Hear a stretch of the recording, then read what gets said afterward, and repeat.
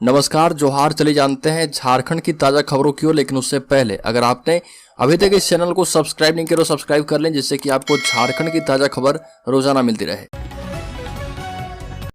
पहली बड़ी खबर, जेएसएसयू का सीएम हाउस घेराव, 200 मीटर के दायरे में धारा 144 लागू, 1200 पुलिस बल तैनात किए गए हैं। छात्रों की मांग है कि बिहार की तर्ज पर नियोजन नीति बनाई जाए। झारखंड स्टेट स्टूडेंट्स यूनियन 60-40 वाली नियोजन नीति का विरोध और 1932 खतियान आधारित स्थानीय नीति को लेकर 72 घंटे के महाआंदोलन की शुरुआत कर चुका है, जिसके पहले चरण में स्टूडेंट्स सीएम हाउस का घेराव कर रहे। पूरे राज्य से लगभग 50,000 स्टूडेंट्स मोरहाबादी मैदान में जुट रहे और उसके बाद मुख्यमंत्री हाउस घेराव करने निकले हैं। स्टूडेंट्स के इस आंदोलन को देखते हुए प्रशासनिक स्तर पर तमाम तैयारियां कर ली गई है। आंदोलन के मद्देनजर 1200 पुलिसकर्मियों की तैनाती कर दी गई है। सीएम हाउस घेराव को देखते हुए जिला प्रशासन ने सीएम हाउस के 200 मीटर के दायरे में धारा 144 लागू कर दी है। राजपूत पार्टी के केंद्रीय अध्यक्ष सुदेश कुमार महतो ने कहा कि राज्य सरकार झारखंड के वर्तमान और भविष्य दोनों को बर्बाद कर रही है। मौजूदा सरकार 3.25 वर्षों से सिर्फ बातें कर रही है। राज्य में 3.5 लाख से अधिक पद रिक्त हैं, जिसमें 2 लाख के करीब शिक्षकों के पद हैं। इससे राज्य की शिक्षा व्यवस्था तथा सरकार की मानसिकता का आकलन आसानी के साथ किया जा सकता है। सुदेश महतो ने कहा कि विधि विभाग के स्पष्ट मंतव्य के बावजूद सरकार ने स्थानीय नीति और आरक्षण के मुद्दे का राजनीतिकरण कर दिया और यह झारखंड की भावनाओं के साथ खिलवाड़ है। राज्य में पारा 41 डिग्री सेल्सियस के पार बाघ एवं शेरों के लिए लगाए गए कूलर। जमशेदपुर शहर में गर्मी का प्रकोप लगातार बढ़ रहा। शहर का तापमान 41 से 42 डिग्री सेल्सियस तक पहुंच गया है। मौसम विभाग के मुताबिक शहर का तापमान अभी और भी बढ़ सकता है और जमशेदपुर में बाघ और शेर के लिए उनके बाड़े में कूलर लगाए गए हैं। जानवरों के बाड़े में पानी का पर्याप्त इंतजाम किया जा रहा है। इससे गर्मी लगने पर जानवर उसमें जाकर खुद शरीर को ठंडा कर पाए। गर्मी को देखते हुए जानवरों पर सुबह शाम पानी की बौछार भी की जा रही है। कर्मचारी पाइप के जरिए जानवरों को स्नान करवा रहे हैं।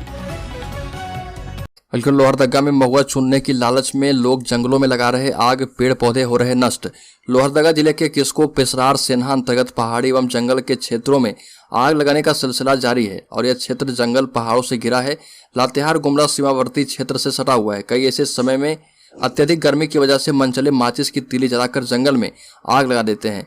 वहीं कई बार पेड़ की टहनियों एवं अन्य घरों से जंगल में अपने आप आग लग जाती है। वहीं दूसरी तरफ यदि देखा जाए तो जिले के पहाड़ी एवं समतली क्षेत्रों में महुआ गिरने लगा है। जंगलों में महुआ के मौसम में जिले के पेशरार के जंगलों में आग की लपटें भी तेज हो रही है। जंगलों से आच्छादित पेशरार प्रखंड में हर क्षेत्र में आग की लपटें देखी जा सकती है। दरअसल महुआ चुनने की कवायद शुरू होने के साथ ही जंगलों में आग लगा दी जाती है। कोरोना की जद में कोल्हान, एक हफ्ते में मिले 50 संक्रमित, 2 की मौत। पूर्वी सिंहभूम में कोरोना का संक्रमण फिर से बढ़ने लगा है। 15 मार्च से लेकर 16 अप्रैल तक जिले में 71 संक्रमित मिले थे, जबकि हाल के 7 दिनों में ही 50 संक्रमित मिल चुके हैं। इन 7 दिनों में 1059 लोगों की जांच हुई, यानी एक सप्ताह में कोरोना के मामले तेजी से बढ़े हैं।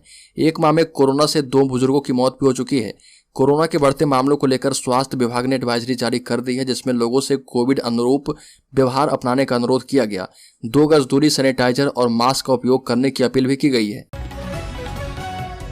जामताड़ा विधायक डॉक्टर इरफान अंसारी ने रांची पुलिस की कार्यशैली पर सवाल उठाए हैं। उनका कहना है कि पत्थरबाजी के आरोप में अल्पसंख्यकों पर गोली चलाई गई।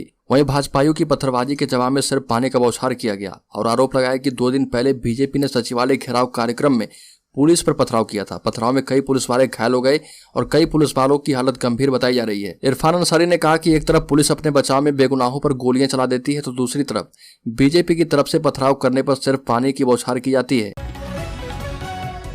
झारखंड में 24 घंटे में कोरोना के 27 नए मरीज। राज्य में संक्रमितों की संख्या 166 के पार बढ़ रहा है संक्रमण का खतरा।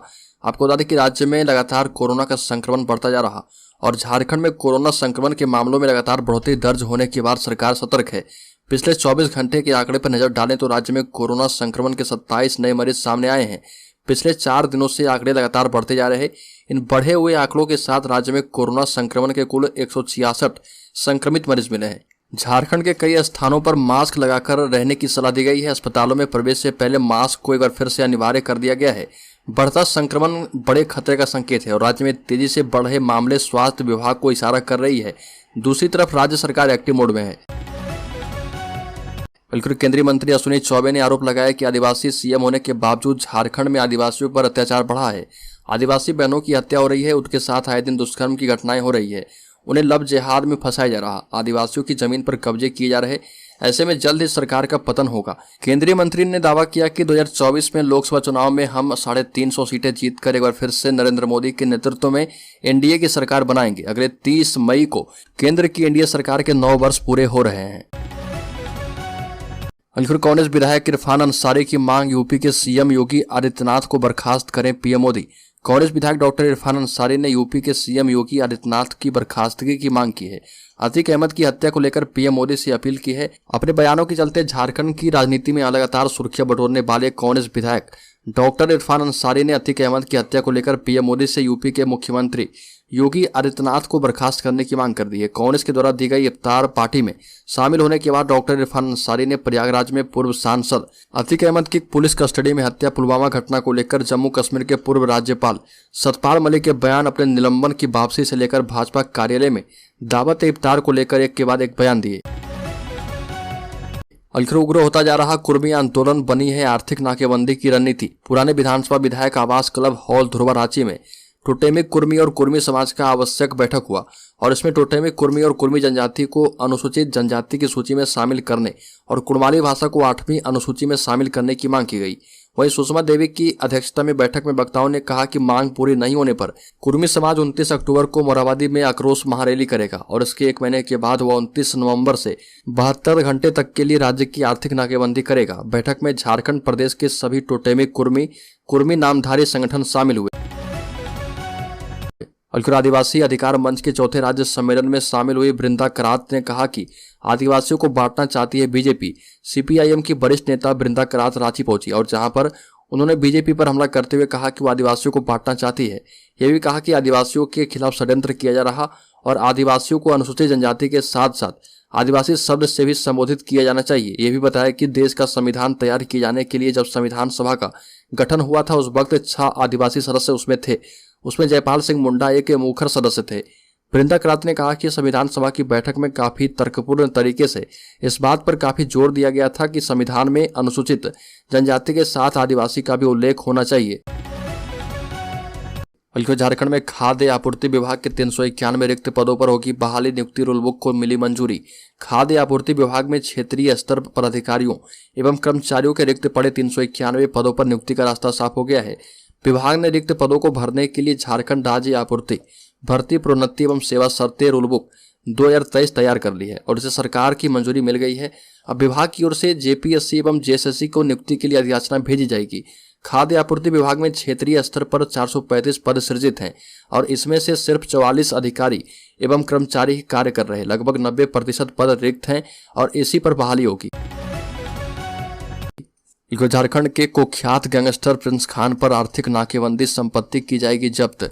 धनबाद जिले के बासेपुर के गैंगस्टर प्रिंस खान के विदेश भागने के बाद झारखंड पुलिस ने उसके खिलाफ कार्रवाई तेज कर दी है। रांची के सीआईडी मुख्यालय के एसपी प्रथम ने कार्रवाई के लिए धनबाद के क्राइम ब्रांच डीएसपी को पत्र लिखा है, जिसमें प्रिंस खान की चल एवं अचल संपत्ति जब्त करने की प्रक्रिया शुरू करने का आदेश दिया गया और सीआईडी मुख्यालय ने निर्देश दिया कि प्रिंस खान की संपत्ति जब्त करने के लिए जो कानूनी प्रक्रिया उसे तत्काल शुरू किया जाए। प्रिंस खान के खिलाफ सर्विलांस प्रोसीडिंग भी शुरू की जाएगी। पासपोर्ट बनाने वाले अफसर के खिलाफ सीआईडी ने मांगी रिपोर्ट। हैदर अली उर्फ प्रिंस खान ने धनबाद के बैंकपोर्ट थाने से पासपोर्ट बना लिया था और पासपोर्ट में आपराधिक कांड शून्य दिखाए गए थे। सीआईडी मुख्यालय ने इस मामले में सीआईडी के स्थानीय डीएसपी से दोषी पुलिस अफसर के खिलाफ विस्तृत रिपोर्ट मांगी है। नियोजन नीति को लेकर 19 अप्रैल को झारखंड बंद को आदिवासी सिंगल अभियान का समर्थन। आदिवासी सिंगल अभियान ने झारखंड में नियोजन नीति के समर्थन में 19 अप्रैल को आहूत झारखंड बंद का समर्थन कर दिया है। झारखंड स्टेट स्टूडेंट यूनियन ने ऐलान किया कि 17 अप्रैल को मुख्यमंत्री के आवास का घेराव किया जाएगा और 18 अप्रैल को मशाल जुलूस और 19 अप्रैल को झारखंड बंद का आह्वान किया गया है। आदिवासी सिंगल अभियान के राष्ट्रीय अध्यक्ष सह पूर्व सांसद सालखन मुर्मू ने कहा कि यह एक आंदोलन प्रतीत होता है, इसलिए आदिवासी सिंगल अभियान इस विरोध के लिए 19 को शांतिपूर्ण झारखंड बंद का समर्थन करता है। कोर्ट के आदेश के बावजूद भी पुलिस ने दर्ज नहीं की प्राथमिकी। एनफोर्समेंट डिपार्टमेंट ने कर दिया जमीन घोटाले का पर्दाफाश। फॉरेंसिक जांच रिपोर्ट में सेना और चेसियार होम रोड स्थित जमीन के दस्तावेज में हेराफेरी करने की पुष्टि हुई है। फॉरेंसिक रिपोर्ट आने के बाद अब प्रवर्तन निदेशालय और राज्य पुलिस के बीच टकराव की आशंका जताई जा रही। सेना की जमीन के मामले में पुलिस ने कोर्ट के आदेश के बावजूद प्राथमिकी दर्ज नहीं की थी। चेसायार होम रोड की जमीन के सिलसिले में दर्ज प्राथमिकी में पुलिस ने यह कहते हुए क्लोजर रिपोर्ट दाखिल कर दी थी कि यह मामला दीवानी है। सेना के कब्जे वाली जमीन जगत बंधु टी एस्टेट और चेसायार रोड होम की जमीन विष्णु अग्रवाल ने खरीदी है। अखिल क्षत्रिय समाज ने बाबूलाल मरांडी को सौंपा ज्ञापन। अखिल भारतीय क्षत्रिय महासभा के राष्ट्रीय महामंत्री डॉक्टर एम.एस. मानस एवं प्रदेश के महामंत्री समरेश सिंह के नेतृत्व में प्रतिनिधिमंडल झारखंड के पूर्व मुख्यमंत्री बाबूलाल मरांडी से मिला और उन्हें ज्ञापन सौंपा। ज्ञापन में क्षत्रिय समाज के लोगों को झूठे मुकदमे में फंसाकर जेल भेजने का जिक्र था और इसमें अभय सिंह की गिरफ्तारी, विधायक सरयू राय के समर्थकों के साथ सूर्य मंदिर एवं साक्षी हनुमान मंदिर मामले में मारपीट, आजसू नेता चंद्रगुप्त सिंह पर गैर जमानतीय धारा लगाकर केस दर्ज करने और भाजपा नेता विकास सिंह एवं कांग्रेस पार्टी के नेता पप्पू सिंह पर झूठे मुकदमे की जानकारी दी गई। शिक्षकों ने ई विद्या वाहिनी से हाजिरी न बनाने पर वेतन रोकने का किया विरोध। कहा कि पहले टैब और स्कैनर दिलाए सरकार। झारखंड प्रदेश संयुक्त शिक्षक मोर्चा ने झारखंड शिक्षा परियोजना परिषद के उस आदेश का विरोध किया है जिसके तहत ई विद्या वाहिनी ऐप पर उपस्थिति नहीं बनाने वाले शिक्षकों एवं कर्मियों की अप्रैल माह से वेतन पर रोक लगा दी गई है। मोर्चा में शामिल राष्ट्रीय शैक्षिक महासंघ, झारखंड राज्य उर्दू शिक्षक संघ, Jharkhand state primary teachers association शामिल हुआ। शिक्षक संघों ने कहा कि ऐसे आदेश से शिक्षकों को मानसिक रूप से प्रताड़ित किया जा रहा क्योंकि विद्या वाहिनी से उपस्थिति बनाने में नेटवर्क के अलावा कई समस्याएं आ रही है। शिक्षक संघों ने कई बार स्कूली शिक्षा एवं साक्षरता विभाग का ध्यान इस ओर आकृष्ट कराते हुए प्रत्येक विद्यालय को गुणवत्ता युक्त टैब एवं बायोमेट्रिक उपस्थिति बनाने के लिए स्कैनर उपलब्ध कराने की मांग की है। अलखुर बाबा बैद्यनाथ धाम में इस बार 2 माह तक लगेगा श्रावणी मेला। डीसी मंजूनाथ भजंत्री ने दिया निर्देश। श्रावणी मेले की तैयारी में प्रशासनिक टीम जोर शोर से जुट गई है और डीसी मंजूनाथ भजंत्री एवं एसपी सुभाष चंद्र जाट ने प्रशासनिक टीम के साथ कांवरिया पथ का पैदल जायजा लिया। सुबह में खिजूरिया से डुम्मा तक करीब 10 किलोमीटर कांवरिया पथ का पैदल भ्रमण कर समस्याओं से अवगत किया गया। डीसी ने कहा कि इस वर्ष श्रावणी मेला 2 महीने तक चलेगा क्योंकि इस वर्ष श्रावणी मेले के साथ मलमास मेला भी लगने जा रहा। ऐसे में अत्यधिक भीड़ बढ़ने की भी संभावना को देखते हुए कांवरिया पथ समेत पूरे मेला क्षेत्र में तैयारियां दुरुस्त रखी जाएगी। अलखुर झारखंड पुलिस के 13,000 पदों पर बम्पर भर्ती, पहले दौड़ फिर से लिखित परीक्षा होगी। झारखंड पुलिस में 13,000 पदों पर सिपाही भर्ती की प्रक्रिया जल्द ही शुरू होने वाली है। इसे लेकर गृह विभाग ने तैयारी पूरी कर ली है और भर्ती के योग्य युवा पहले दौड़ लगाएंगे और फिर वो लिखित परीक्षा देंगे। झारखंड कर्मचारी चयन आयोग द्वारा ली जाने वाली इस परीक्षा के लिए गृह विभाग आयोग को अधियाचना भेजेगा। सिपाही भर्ती के लिए पहले शारीरिक परीक्षा ली जाएगी और फिर लिखित परीक्षा होगी। इसको लेकर पिछले दिनों ही कैबिनेट से अप्रूवल मिल चुका है। साथ ही साथ सरकार ने झारखंड पुलिस भर्ती नियमावली में संशोधन भी कर दिया है।